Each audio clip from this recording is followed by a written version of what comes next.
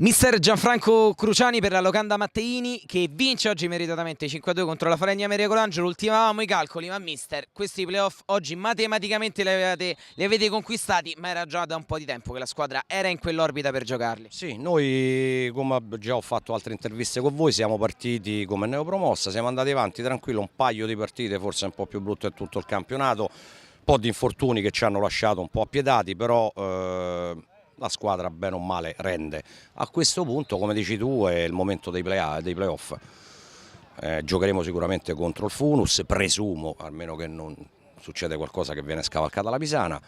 Cioè giochiamo sto playoff, abbiamo fatto con loro due partite, perciò andate e ritorno, una vinta e una persa, una vinta e una persa, e noi abbiamo tutte le carte regola, poi ripeto, vinca il migliore, lo sai, mi conoscete, sono uomo di campo, non è che reclamerò mai, il calcio è questo ragazzi, fallo, falletto, rigore, una volta si prende, una volta si dà. Su questo punto di vista infatti abbiamo visto la sua squadra in generale in tutto l'andare avanti del campionato più tranquilla rispetto a tante altre anche contendenti dirette che finivano anche per subire lunghe squalifiche, cosa che voi avete dovuto subire di meno proprio per l'atteggiamento più calmo e filosofico sul terreno di gioco. Guarda, con il rispetto che voglio agli altri compagni, forse la tua domanda di oggi è una tra le più belle che possa ricevere. Perché prima di tutto è la mentalità che tu dai ai tuoi giocatori, la calma che trasmetti, il calcio poi si sa che è un gioco abbastanza ruento, no? Ho detto forse una parola messa male, però giustamente se tu tranquillizzi i tuoi giocatori il rendimento sicuramente ci sarà. Mi pare che abbiamo preso un'espulsione solo per doppia ammonizione, il calcio alla fine vince quello che gioca meglio, non vince quello che strilla di più, quello che mena.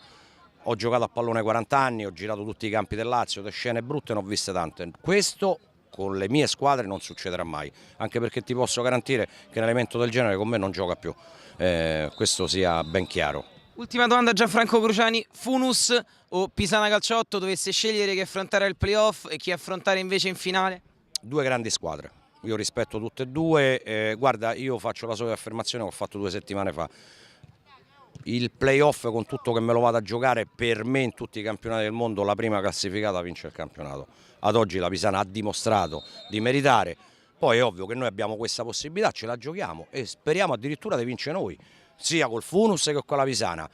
Scegliere è dura, io ce n'ho, ripeto, una vinta e una persa con tutte e due, però due grandi squadre, saranno veramente, spero, due partite, ma se ne facciamo una sola va bene uguale. La Locanda Matteini ci sarà, ci saremo anche noi, complimenti e in bocca al lupo a mister Cruciani. Grazie a voi. Grazie.